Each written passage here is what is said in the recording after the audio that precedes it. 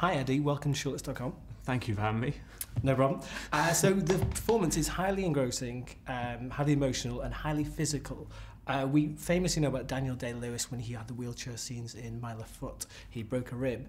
Did you do yourself, maybe not to that extent, but did you do yourself any mischief? Was there any physical damage? Well, I had about 4 months to prep, and one of the first things I did was find a really good osteopath, a guy called Dan. And Dan, throughout the prep, as I was training my body because one of the things is you have to sort of train your body to be able to sustain the positions for a long time because you're doing take after take. And so in that process of prepping, he started like mapping and charting my body, and gradually through production, he's like, Ed, this is kind of interesting. Your spine's doing all kinds of crazy. He was like, I think I'm going to write you up. I think I'm going to write an essay on it. I was like, that's not what you want to hear your osteopath say. You want your osteopath to go, you're totally normal, everything's fine.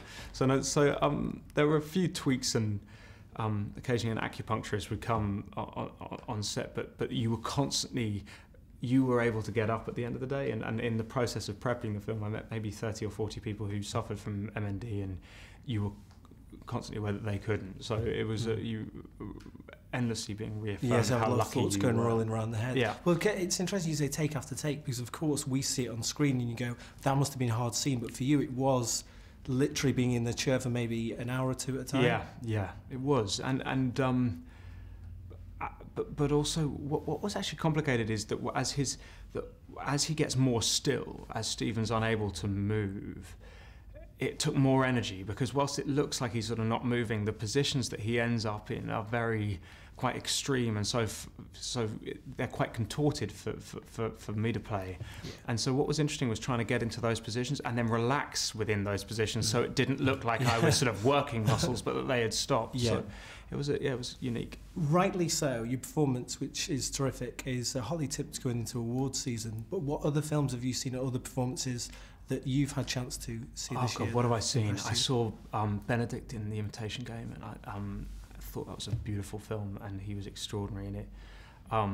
Birdman I saw, which I thought across the board the performances in that film were beautiful. 2 Days, One Night, have you seen that? That's with Marion Cotillard just being a genius, as she always is. But now I want to go and see, I haven't seen Interstellar yet, and I really want to see Exodus.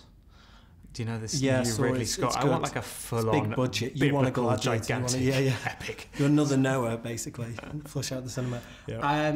You've previously admitted that you had a catastrophic Star Wars audition. Several of virtually every film you've ever heard of I've auditioned for. Including Bilbo Baggins and a few others. Yeah. I was thinking, maybe if there are still plenty of franchises out there, do you reckon? If you were to jump on another franchise, what would it be?